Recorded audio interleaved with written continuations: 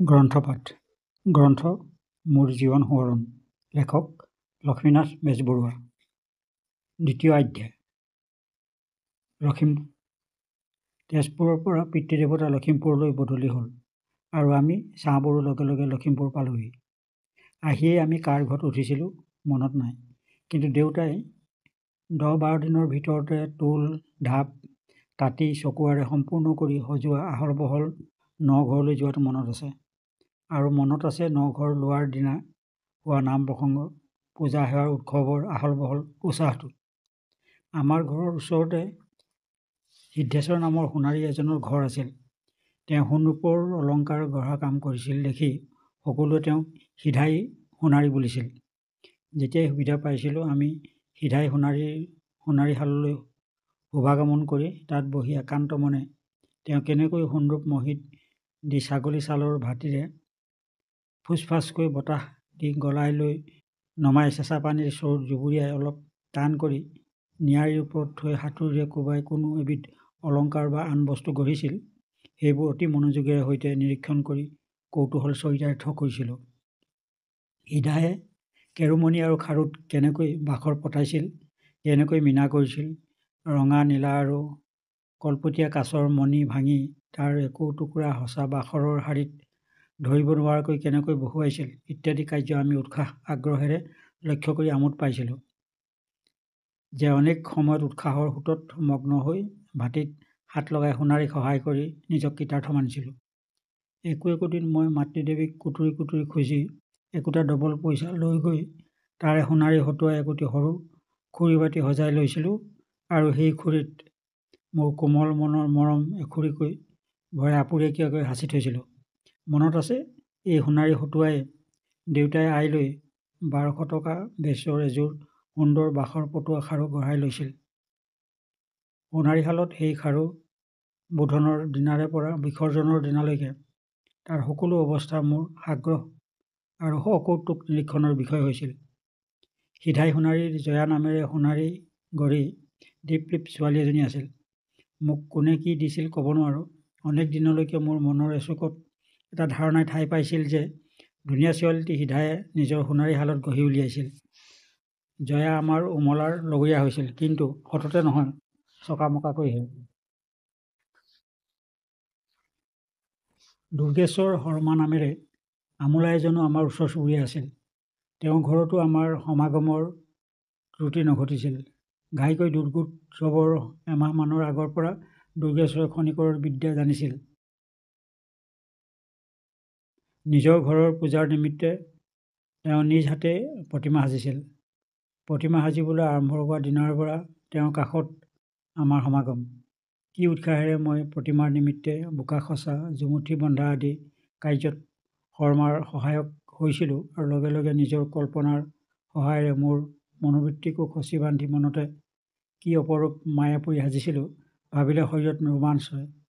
মই ভাবিছিলোঁ দুৰ্গেশ্বৰ খনিকৰে যেনেকৈ এই প্ৰতিমাৰ প্ৰত্যেক অংশ নিজৰ সুনিপুণ হাতেৰে গঢ়ি তুলিব লাগিছে, আমাকো আমাৰ বৰ খনিকৰ ঈশ্বৰে সেইদৰে পৰিশ্ৰম কৰি গঢ়ি এই পৃথিৱীত উমলিবলৈ পঠিয়াই দিছে। সৃষ্টিৰ এনে সহজ ব্যাখ্যা সহজভাৱে তেতিয়াই মোৰ মনত উদয় হৈছিল। শৰ্মাদেৱে প্ৰতিমা গঢ়ি তোলাৰ প্ৰত্যেক কাৰ্যৰ অংশতে মোৰ কৌতূহলৰ চকু পৰিছিল। ঢল, হেঙুল, হাইতালৰ বৰণ পিহা সনা কাৰ্যই প্ৰতিমাৰ গা, হাত, ভৰি, মুখ উজ্জ্বল কৰাৰ লগে লগে মোৰো মন উজ্জ্বল কৰি তুলিছিল। মনত আছে এদিন শৰ্মাদেৱক সুধিছিলোঁ, দুৰ্গেশ্বৰ ককাইদেউ, এই হেঙুল হাইতালবোৰ ক'ত পোৱা যায়? তেতিয়া বেলি পৰিছে, পশ্চিম আকাশ বিচিত্ৰ বৰ্ণেৰে চিত্ৰিত হৈ উঠিছে। তেওঁ ততালিকে সেইফালে আঙুলিয়াই দেখুৱাই ক'লে, এইবোৰ মই সৌতাৰ পৰা আনিছোঁ। মই সুধিলোঁ, আমিও আনিব নোৱাৰোঁনে? তেওঁ উত্তৰ দিলে, তহঁতে নোৱাৰ। গোসানী পূজাৰ সময়ত মই আকাশী দেৱতাক খুজি আনো, মোকহে দিয়ে। মই মিনতিকৈ ক'লোঁ, ককাইদেউ, মোকো চপৰাচেৰে কানি দিয়ক। তেওঁ ক'লে, বাৰু দিম। ইয়াৰ পিছতো মই তেওঁৰ সেই প্ৰতিশ্ৰুতি তেওঁক সোঁৱৰাই দিবলৈ অনেক দিনলৈকে নাপাহৰিলোঁ।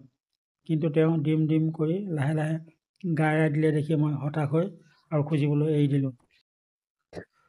শৰ্মাদেৱৰ প্ৰতিমা সজাত লাচনি পাচনি কাৰ্যেৰে মদত দিয়াৰ বেচ স্বৰূপে এদিন তেওঁ সেই খচা কুমাৰ মাতৃয়ে এটা সুতুলি সাজি মোক দিলে আৰু কেনেকৈ ফুটাত মুখ দি ফুৱাই বজাব লাগে সেই কৌশলটো শিকাই দিলে। মই কৃতজ্ঞ মনেৰে সুতুলিটো হাতত লৈ দুবাৰ চাৰিবাৰৰ ব্যৰ্থ চেষ্টাৰ পিছত মোৰ মুখৰ ফুৰ আৰু আঙুলিৰ বুলনিৰে যেতিয়া সুতুলিৰ সুৰ তুলিলোঁ আৰু ক্ষন্তকতে তাৰ মিহি কম্পন ধ্বনিৰে দুদিশ কঁপাবলৈ ধৰিলোঁ, মোৰ হৃদয়তন্ত্ৰীৰ আনন্দ কম্পনো ততোধিক হৈ উঠিল। ক'ৰবাত এডোখৰ আহাৰৰ সম্ভেদ পাই ব্যস্ত সমস্তভাৱে এটাৰ পিছত এটা, তাৰ পিছত আকৌ এটাকৈ লানি নিচিগাকৈ ল'ৰা ঘূৰি পৰোৱাৰ দৰে মোৰ সুতুলিৰ সুৰবোৰ লৰিবলৈ ধৰিলে। কেঁচা কুমাৰ মাটিৰ দাগ লাগি মোৰ ওঠ বগা হ'ল। ফুৱাই ফুৱাই মুখত বিষে ধৰিবলগীয়া হ'ল। সেই উপসৰ্গবোৰলৈ মোৰ ভূক্ষেপ নাই। মোৰ সুতুলিৰ সুৰ অবিৰামভাৱে চলিবলৈ ধৰিলে। চেনেহৰ চুমাৰ এঠাৰে এঠা খাই সুতুলি মোৰ মুখত লাগি গ'ল। সুতুলিৰ দৌৰাত্ম্য বাঢ়িলত আমাৰ গতিবিধিৰ পৰিদৰ্শক ৰবিনাথ ককাই মোৰ কাকূতি মিনতিলৈ আওকাণ কৰি সুতুলিটো মোৰ হাতৰ পৰা কাঢ়ি নি নিষ্ঠুৰভাৱে শিল এচটাত এচাৰ মাৰি ভাঙি পেলালে। ককাৰ এনে নিদাৰুণ আচৰণত মোৰ দুচকুৰ পৰা দুধাৰ লোতক বৈ গ'ল। মই দুখ শোকত ম্ৰিয়মাণ হ'লোঁ। আমন জীৱনকৈ দুৰ্গেশ্বৰ শৰ্মাৰ ওচৰ পালোঁগৈ। মুখৰ গঢ় দেখি মোৰ কি হৈছে সুধি জানি মৰম পটিয়াই তেওঁ মোলৈ আৰু এটা সুতুলি সাজি ৰ'দত শুকাবলৈ দিলে। সেইদিনাই আবেলি মই মোৰ হেৰুৱা নিধি নতুন সুতুলি লাভ কৰিলোঁ। অনতি বিলম্বতে সুতুলিৰ ভিতৰেদি সমুত্থিত আনন্দৰ কৰুণ সুৰে দিগমণ্ডল মুখৰিত কৰিবলৈ ধৰিলে।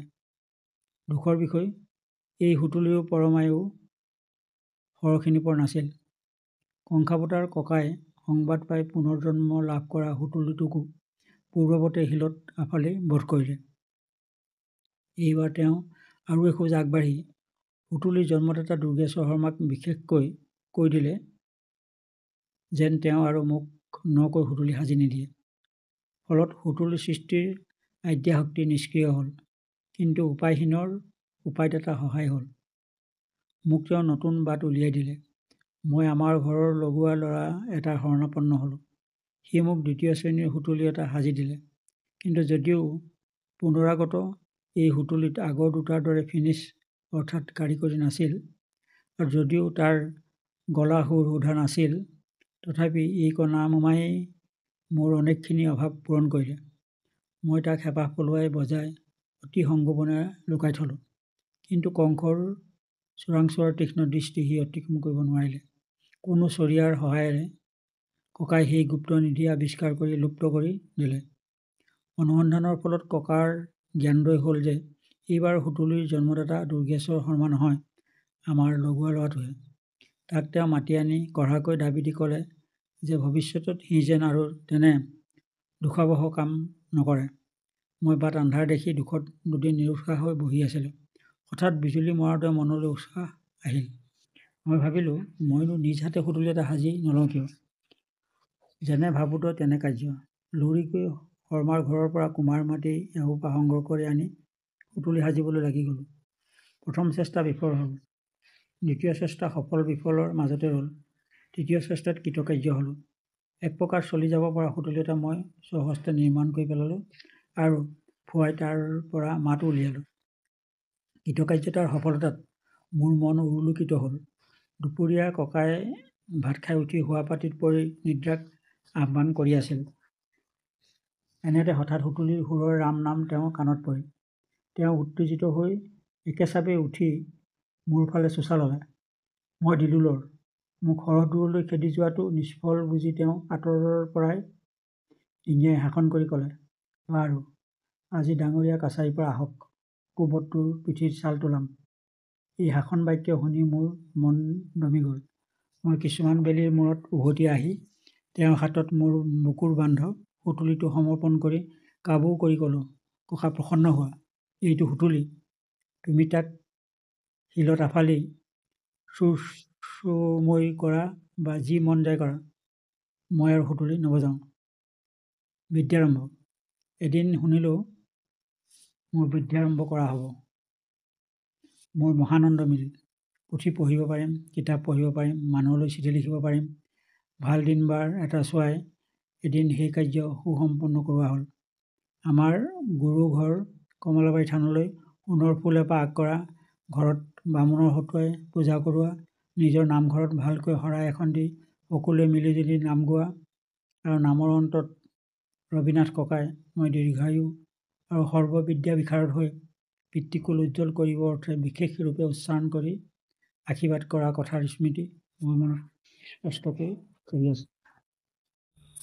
প্ৰথমতে ককাই মোক কলাপাতত ক খ লিখিবৰ কৌশল শিকায় আৰু দিনেও কলাপাত কাটি আনি কেনেকৈ তাক ধূলিৰে মোহাৰি চাফ-চিকুণ কৰি লৈ তাত আখৰ লিখিব লাগে তাৰ দিহা কৰি দিয়ে।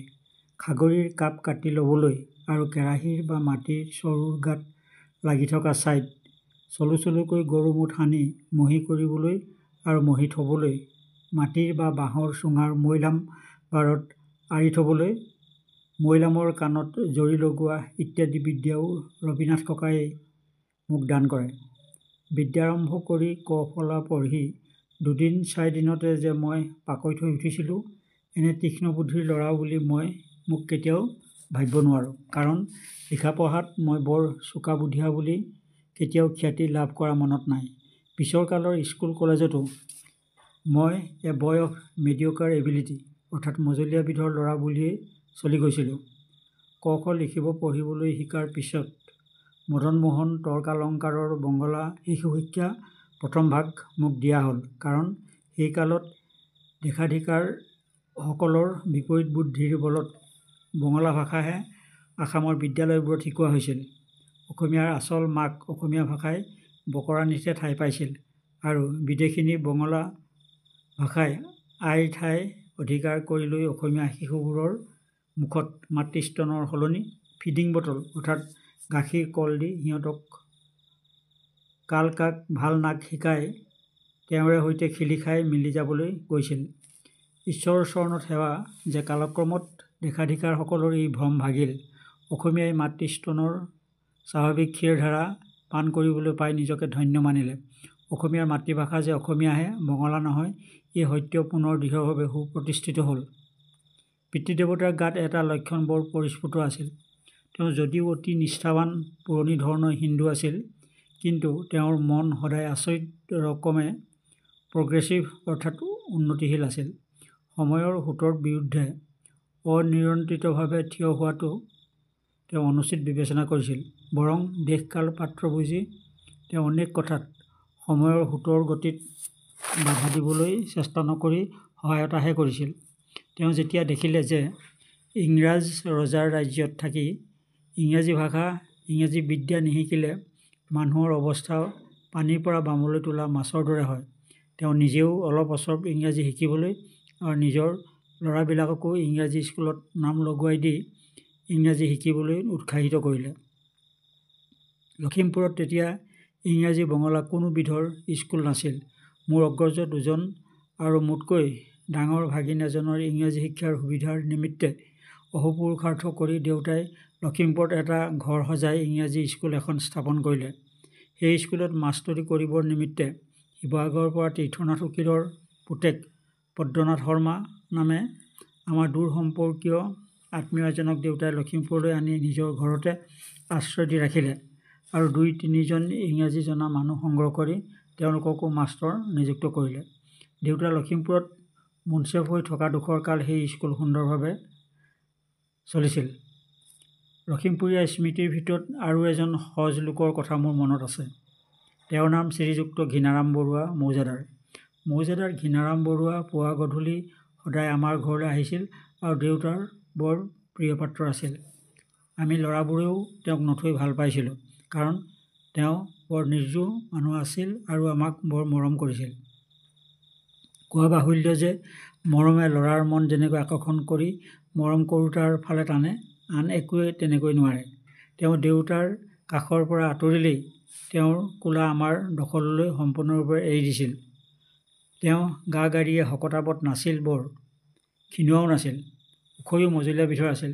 দেউতাৰ কাষত বহি নিজৰ কাপ মৈলাম লৈ তেওঁ সেই কালৰ ডাঙৰ ঘূৰণীয়া ৰঙা-ক'লা চাবৰ ষ্টাম্প কাকতত খত দলিল ইত্যাদি লিখা দেখিছিলোঁ।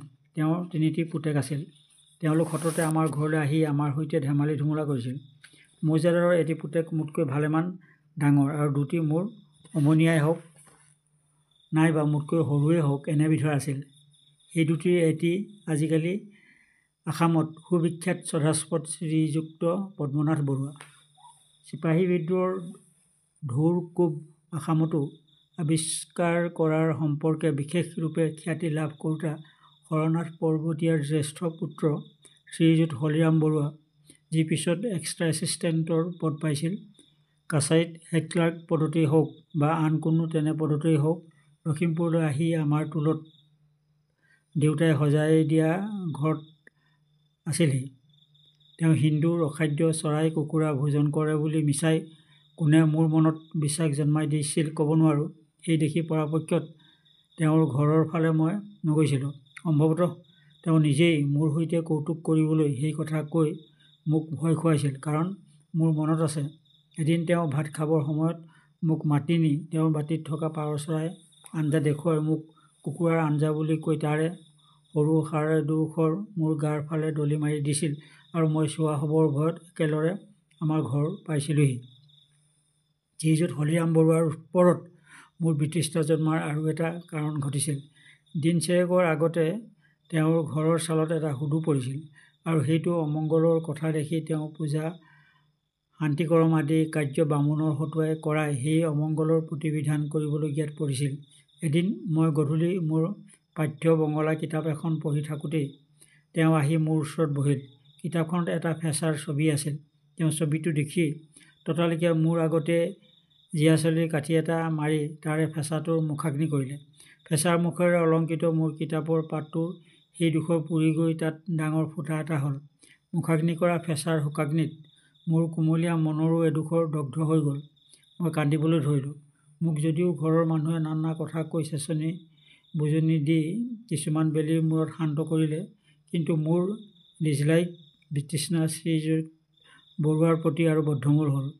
ঘাইকৈ আৰু এইবাবে যে ফেঁচা পোৰা বৰুৱা ডাঙৰীয়াই তেওঁৰ দুষ্কৃতিৰ নিমিত্তে এখুদমান অনুতাপ নকৰি আৰু মোৰ শোকাগ্নি নিৰ্বাপন কৰিবলৈ এটিলমানো চেষ্টা নকৰি লংকা দাহ কৰি হনুমন্তই নিজৰ বিবেকত এটা বেজাৰৰ ঘোচাকো অনুভৱ নকৰাকৈ বীৰৰূপে অশোক বনলৈ গুচি গ'ল।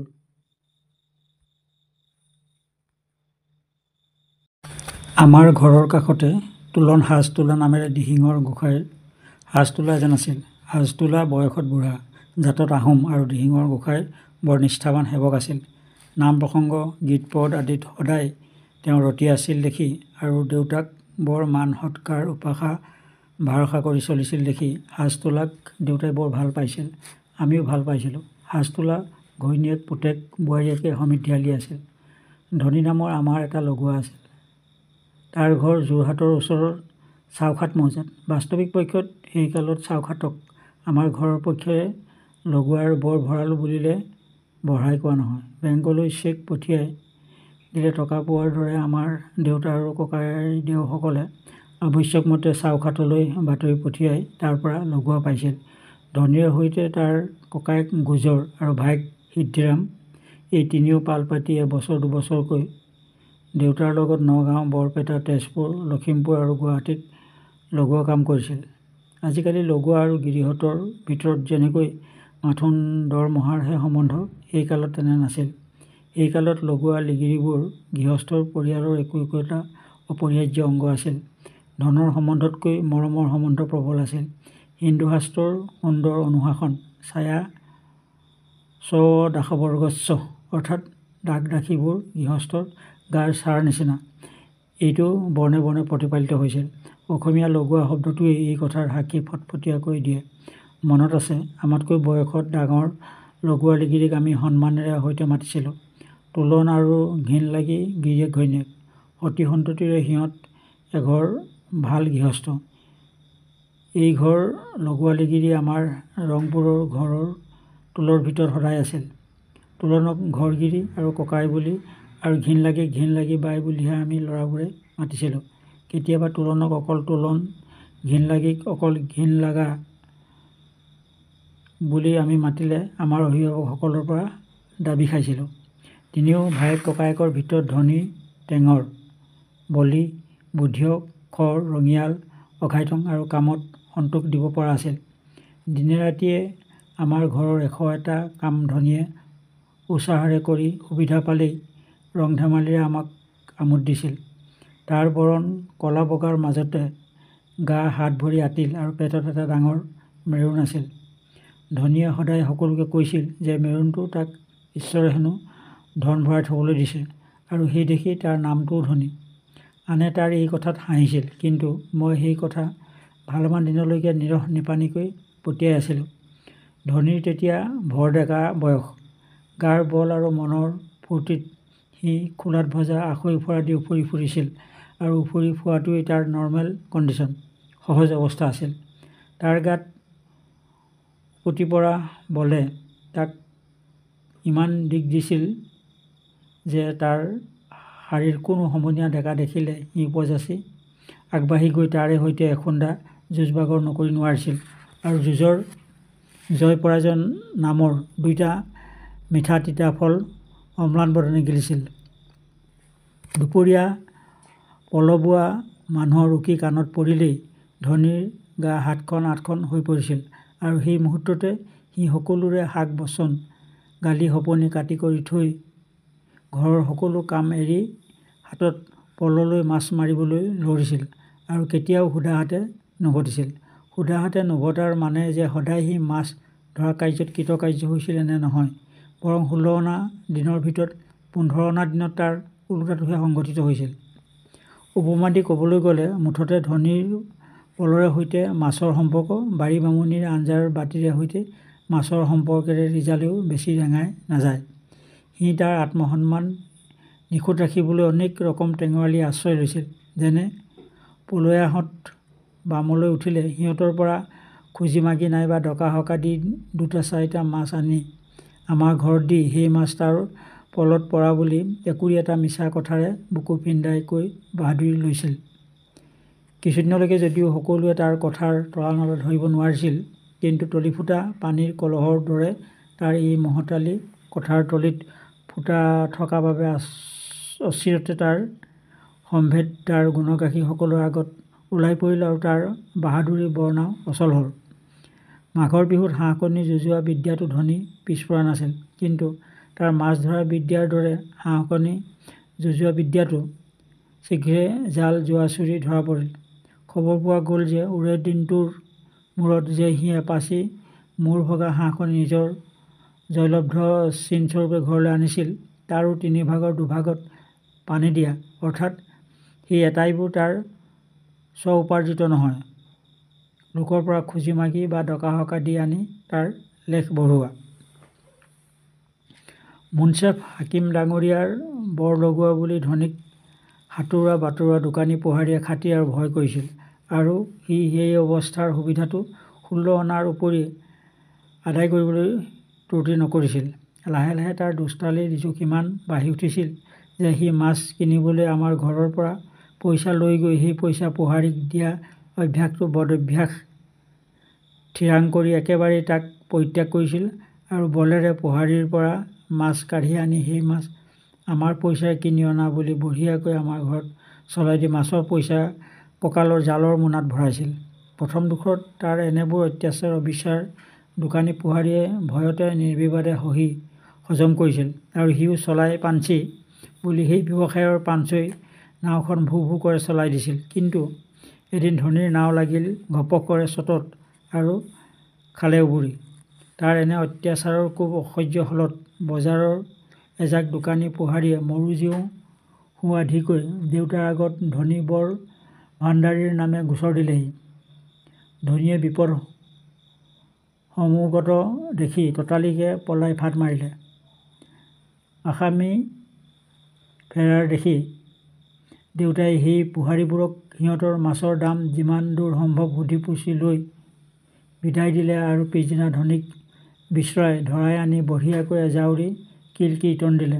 এই কিল-কীৰ্তনৰ এফেক্ট গুণ যে সৰহদিন ধনীৰ গাত আছিল এনে মনে নধৰে, কাৰণ সি সেই পাঞ্চৈ নাৱৰ বেহাই ইমান লাভজনক দেখিছিল যে দিনচিৰেকৰ মূৰতে আকৌ তাত মন পুতি লাগি গ'ল। তাৰ এই ৰূপ দুৰাৰোগ্য হৈ উঠা দেখি দেউতাই তাক ছাছপেণ্ড কৰি তাৰ ঘৰ চাউখাটলৈ বদলি কৰি তাৰ ঠাইত তাৰ ককায়েক গুজৰক আনি বাহাল কৰিলে। এবছৰৰ পিছতহে ভালেখিনি চেঁচাৰ পৰা ধনীক আকৌ অনাই তাৰ পূৰ্বৰ কামত ভৰ্তি কৰা হ'ল। মহাপুৰুষ শ্ৰী মাধৱদেৱৰ প্ৰিয়তম শিষ্য উজনিৰ মহাপুৰুষৰ গাৰ নিৰ্বিকাৰ পদ্ম আটা বা বদলা আটাৰ থান কমলাবাৰীৰ পিতৃদেৱতাৰ প্ৰাণ আৰু কমলাবাৰীৰ গোসাঁই ভকতসকল বুকুৰ সম্বল আছিল। এই সত্ৰ আৰু ভকতৰ অৰ্থে তেওঁ যথা সৰ্বস্ব দিবলৈ সদায় সাজু আছিল আৰু দিছিলো। পিতৃদেৱতাই সদায় কৈছিল, মহাপুৰুষ গুৰুজনে নিজৰ নাৱৰ পৰা সৰ্বহ পানীত দলিয়াই পেলাই দি ভক্তবস্তুক তুলি লৈছিল। এতেকে ভক্তবস্তুতকৈ শ্ৰেষ্ঠ বস্তু নাই। মোৰ মনত আছে, দলে দলে কমলাবাৰী সত্ৰৰ ভকত সদায় দেউতাৰ ওচৰলৈ অহা যোৱা কৰিছিল আৰু সিধা আদি খাদ্যদ্ৰব্য সম্ভাৰৰ উপৰিও থানৰ কীৰ্তন ঘৰত তেওঁলোকে জাৰ গালি গাত লৈ বহি নাম গাবলৈ ৰঙা বানত একোখন লাভ কৰিছিল। এইটো নিশ্চয়কৈ ক'ব পাৰোঁ যে কমলাবাৰী, বৰপেটা, মধুপুৰ সত্ৰৰ গোসাঁই ভকতসকলক দান কাৰ্যত পিতৃদেৱতাৰ মাহে মাহে দৰমহাৰ আধখিনি ধন ভগন হৈছিল। দেউতা লখিমপুৰত থাকোঁতেই কমলাবাৰী সত্ৰত কণ্ডল উপস্থিত হৈ সত্ৰখন দুভাগ হৈ ফাটি এভাগ আঁতৰি খাৰিজা বা ন কমলাবাৰী সত্ৰ হয় আৰু এই নতুন সত্ৰৰ ঘাই ধৰণী পিতৃদেৱতা হৈছিল।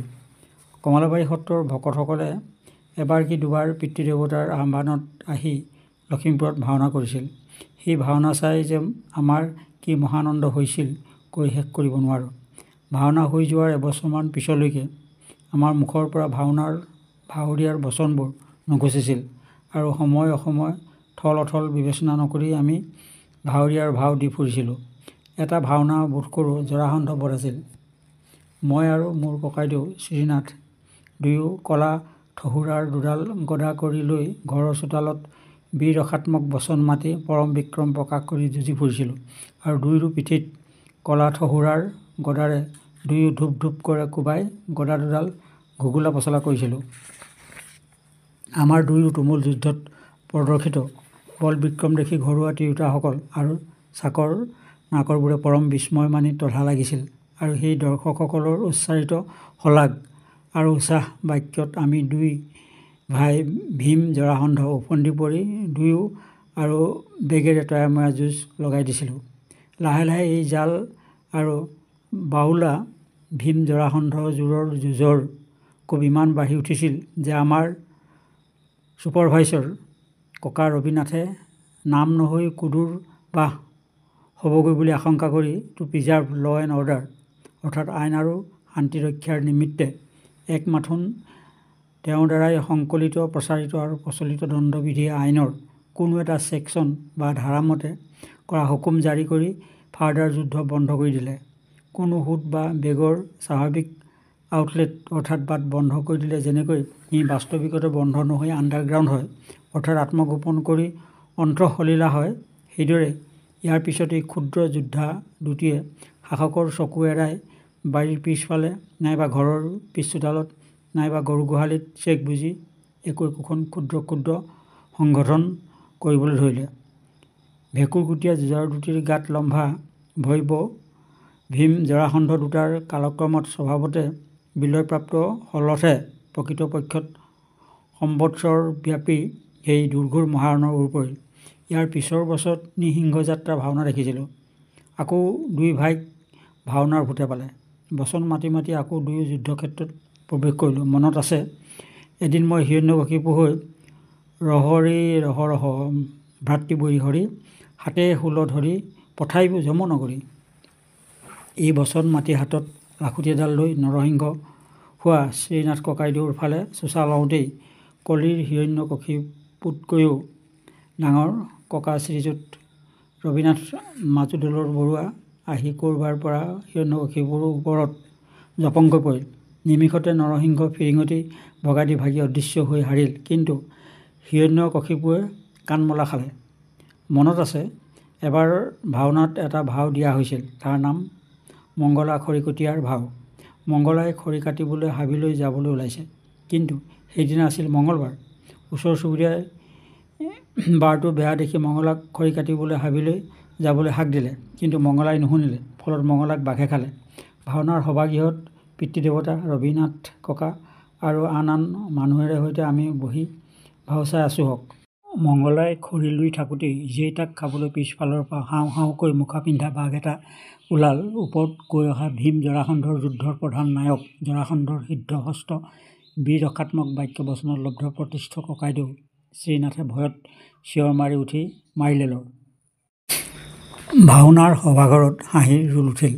গতি বিষম দেখি উপস্থিত বুদ্ধিসম্পন্ন ককা ৰবিনাথে টু ছেভ দ্য ছিটুৱেশ্যন একেচাপে উঠি গৈ ব্ৰাহ্য ভীতি বিব্বল শ্ৰীনাথ ককাইদেউক ধৰি আনি নিৰ্ভৰ দি নিজৰ কোলাত বহুৱাই বুকুত সোমাই ল'লে আৰু লোকৰ শাক বচন নুশুনি গৰুৱালি কৰি বেয়া বাৰ নমনা বপুৰা মংগলাক মুখা পিন্ধা ঢেকীয়াপতীয়া বাঘে নিৰ্বিবাদে খালে।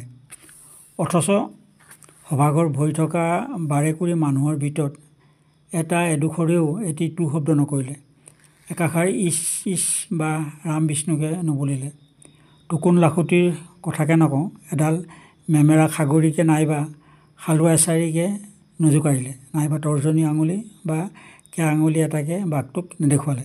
মনত আছে, আমি লখিমপুৰত থাকোঁতেই ককাইদেউ শ্ৰীযুত গোবিন্দ বেজবৰুৱা আৰু শ্ৰীযুত গোলাপচন্দ্ৰ বেজবৰুৱা কলিকতাত পঢ়িবলৈ গৈছিল। সেই কালত কলিকতাত পঢ়িবলৈ যোৱাটো অনেক বিষয়ত আজিকালিৰ নিচিনা উজু ব্যাপাৰ নাছিল। ডাক জাহাজ আৰু ৰেলৰ আৱিৰ্ভাৱ তেতিয়াও আকামত হোৱা নাছিল। সদাগৰী জাহাজৰ চলাচল হৈছিল মাথোন, আৰু তাৰ সহায়েৰে 15-20 দিনেহে গৈ কলিকতা যাত্ৰীয়ে কলিকতাত ওলাবগৈ পাৰিছিল।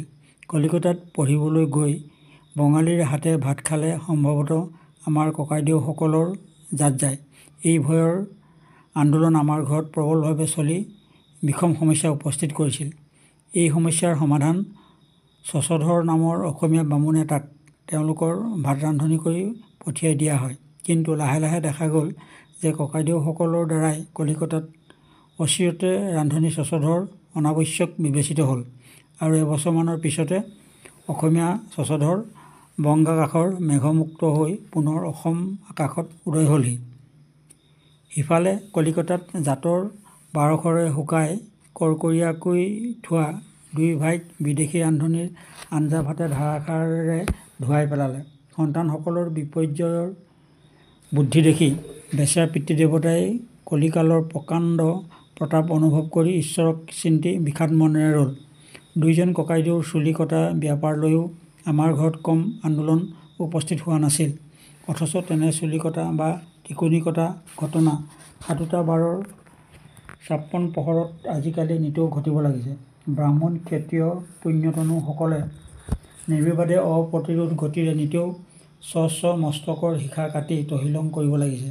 কিন্তু তেনে কাণ্ড কাৰখানা দেখি অলিখ কাউৰীৰ এটা কোৱাইও একাষাৰ কা কৰা নাই, অসংখ্য চিলনী এটা চিলাইও এটা চি বোলা নাই, বৰগছে এটা টোপাল পেলোৱা নাই, ৰান্ধনীয়ে পুহমহীয়া চৰুৰ তলত জাল দিওঁতে গেৰেহা কাঠখৰিৰে সৈতে এবাৰ হেহুৱা নাই।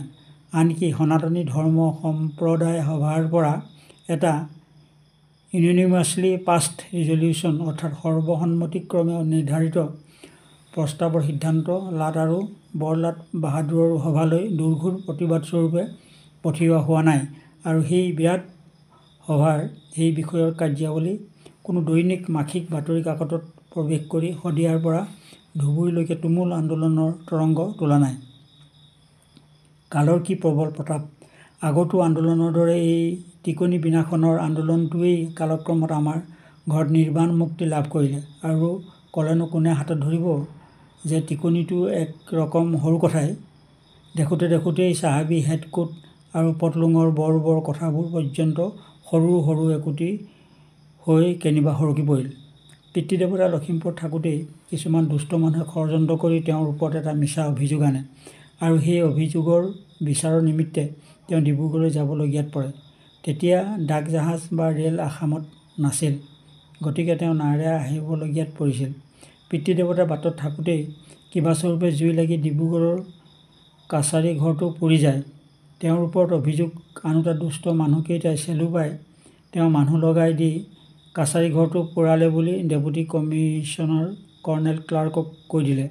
কৰ্ণেল ক্লাৰ্কে কোনো বিচাৰ বিবেচনা নকৰি দণ্ডবিধি আইনৰ ঘৰ জ্বালানি অভিযোগৰ ধাৰাত পিতৃদেৱতাক পেলাই তেওঁ ডিব্ৰুগড় পালতে তেওঁক হাজোতত দিলে। এই মোকৰ্দমাই সেই কালত আসামৰ ইমূৰৰ পৰা সিমূৰলৈকে সকলো মানুহৰ মনত তোলপাৰ লগাই পেলাইছিল আৰু সকলোৱে তাৰ নিচিনা ধাৰ্মিক আৰু পুণ্যাত্মা মানুহৰ দ্বাৰাই তেনে ঘৃণনীয় কাম কোনোমতেই হোৱাটো অসম্ভৱ বুলি বুজি বেজাৰ আৰু শোকত মগন হৈছিল আৰু যাতে পিতৃদেৱতা সেই অগ্নি পৰীক্ষাৰ পৰা নিষ্কলংক হৈ সন্মানেৰে সৈতে উদ্ধাৰ হৈ ওলাই তাৰ অৰ্থে ঈশ্বৰৰ ওচৰত কায় মনোবাক্যে প্ৰাৰ্থনা কৰিছিল। এই বিপদৰ গোটেই দুখৰ কালতে ডাঙৰীয়া দীননাথ বেজবৰুৱা স্থিৰ ধীৰ অটল হৈ আছিল আৰু তেওঁৰ নিষ্পাপ নিৰ্মল অন্তঃকৰণত এক মুহূৰ্তৰ নিমিত্তে ভয়ৰ সঞ্চাৰ হোৱা নাছিল। তেওঁৰ নিৰ্ভৰ উত্তৰ ঈশ্বৰ বিশ্বাসেৰে বলি পৌৰুষপূৰ্ণ ব্যৱহাৰে কৰ্ণেল ক্লাৰ্ককে প্ৰমুখ কৰি তেওঁৰ শত্ৰুদলৰ প্ৰাণত আতংক আৰু ডিব্ৰুগড়ৰ প্ৰজাৰ মনত বিস্ময় বিমিশ্ৰিত আনন্দ উৎপাদন কৰিছিল। বিচাৰৰ শেষত পিতৃদেৱতা মেঘমুক্ত স্বচ্ছধৰৰ দৰে নিজৰ পূৰ্ণ যশস্যাৰ জেউতিৰে আৰু উজ্জ্বল হৈ ওলাল। গভৰ্ণমেণ্টে তেওঁক আকৌ আগৰ কামত নিযুক্ত কৰি কামৰ পৰা স্থগিত ছাছপেণ্ড হৈ থকা কেইমাহৰ পূৰা বেতন দিলে। ইয়াৰ পিছত তেওঁৰ শত্ৰুদলৰ যিবোৰ নানা লতিঘটি হৈছিল সেইবোৰৰ বৰ্ণনা দি লেখনি কলুষিত কৰিব নোখোজো। সেই মোকৰ্দমাত পিতৃদেৱতাৰ বিস্তৰ ধন ভগন হৈছিল। ব্ৰেনছন নামে পিছত ইলবট বিলৰ সময়ত ভাৰতীয় মানুহক ঘাইকৈ বঙালীক গালি পাৰি বিখ্যাত হোৱা এজন ইংৰাজ ডাঙৰ বেৰিষ্টাৰক আৰু শৰৎচন্দ্ৰ বানুজী নামে এজন চাপৰ বঙালী উকিলক পিতৃদেৱতাৰ পক্ষ সমৰ্থন কৰিবৰ নিমিত্তে কলিকতাৰ পৰা অনোৱা হৈছিল। ব্ৰেনছন অহাৰ আগেয়ে উকিল শৰৎচন্দ্ৰ বানুজীয়ে ডিব্ৰুগড় পাই সেই মিছা মোকৰ্দমাৰ জাল খণ্ড বিখণ্ড কৰি উৰাই দিলে। ব্ৰেনছন আহি গোৱালপাৰা পাওঁতেই তাৰে পৰা পিতৃদেৱতাৰ নাতিয়েক সুবিখ্যাত হাকিম পূৰ্ণানন্দ বৰুৱা চুত চাহাবে তেওঁক উভতাই পঠিয়ালে। সেই মোকৰ্দমাত অহা সুযোগ্য উকিল বাবু শৰৎচন্দ্ৰ বানুজীয়ে তাৰ পিছত আসাম গভৰ্ণমেণ্টৰ চাকৰি লৈ এক্সট্ৰা এছিষ্টেণ্ট হৈ আসামতে থাকিল। আমাৰ সুযোগ্য বন্ধু সদাগৰ শ্ৰীযুত ভোলানাথ বৰুৱা ডাঙৰীয়াই মোক এদিন কলিকতাত কৈছিল যে তেওঁ ঢাকাতে থাকোঁতে ডিব্ৰুগড় কাছাৰী পোৱাৰ ৰহস্য হঠাৎ এদিন তেওঁৰ আগত এটা ঘটনা সূত্ৰত উদ্ঘটিত হৈ পৰিছিল। হেনো ঢাকাৰ কোনোবা এটা মুছলমান বেপাৰীৰ মোকৰ্দমাৰ নথি এটা পুৰি নষ্ট কৰিবৰ নিমিত্তে সেই বেপাৰীৰে এটা মুছলমান কৰ্মচাৰীৰ দ্বাৰাই সেই কাৰ্যটো সংঘটিত কৰিছিল। অনেক বছৰৰ পিছত সেই ৰহস্য প্ৰকাশৰ বিপদ সম্পূৰ্ণৰূপে বিদূৰিত হোৱা জানি সেই মানুহে বৰুৱা ডাঙৰীয়াৰ আগত কোনো সূত্ৰত সেই কথা স্বতঃ প্ৰকাশ কৰি নিজৰ বাহাদুৰিৰে আনন্দ উপভোগ কৰিছিল। লখিমপুৰীয়া স্মৃতিৰ ওচৰত বিদায় ল'বৰ আগতে লখিমপুৰৰ চেনিমাছ আৰু পাভ মাছৰ কথা মনত পৰে। এনে ডাঙৰ আৰু তেলাল চেনি আৰু পাভ মাছ লখিমপুৰ এৰিবৰ পৰা আজিলৈকে আৰু মোৰ ক'তো দেখা নাই। সেই দুবিধ লখিমপুৰীয়া মাছ সুশৰীৰে মোৰ আগৰ পৰা অন্তৰ্ধান হ'ল যদিও তাৰ সোঁৱৰণ অন্তৰ্ধান নহ'ল। লখিমপুৰতে এই সোঁৱৰণ লেখক হৈ গুডু খেলৰ বিদ্যাত দীক্ষিত হৈ সেই খেলৰ কোনো এখন অস্থায়ী ক্লাবৰ ক্ষুদ্ৰমান ছাত্ৰৰ সভাৰূপে পৰিগণিত হৈছিল। অৱশ্যে সেই ক্লাবৰ যুদ্ধক্ষেত্ৰ এই লেখকতকৈ অনেক গুণে ডাঙৰ আৰু বলি যুঁজাৰু ৰথী মহাৰথীসকলৰ শৌৰ্য-বীৰ্যৰ আস্ফালনেৰেহে বিশেষকৈ পৰিকল্পিত হৈছিল। এই ভেকুৰিগুটীয়া আন ২-৪টা ভেকুৰিগুটীয়াৰে সৈতে প্ৰতিদ্বন্দ্বী দুপক্ষৰ কোনো এক পক্ষৰ দ্বাৰাই ৰনোৱাৰ লেখ বঢ়াবলৈ ক্ষুদ্ৰ পদাতিক ৰূপে মাথোন ব্যৱহৃত হৈছিল আৰু ভেকুৰিগুটীয়া ৰনোৱাৰ ডিউটি কাম হৈছিল গুদুগুদুকৈ স্বদলৰ পৰা বিম্বাশৱতে লৰি ওলাই গৈ বিপক্ষ দলৰ কোনো এজনৰ হাতত বন্দী হৈ উশাহ এৰি হৈ গুদুৱাৰ প্ৰাণ পৰিত্যাগ কৰাটো মাথোন। উশাহ এৰি হৈ গুদুৱা মোৰ ককাইদেউ আৰু ভাগিনৰ বাহিৰে সেই ৰথী মহাৰথীসকলৰ ভিতৰত দুজনৰ নাম মনত আছে। এজন শ্ৰীযুত হৰিবৰ দাস, আনজন শ্ৰীযুত গম্ভীৰচন্দ্ৰ দাস।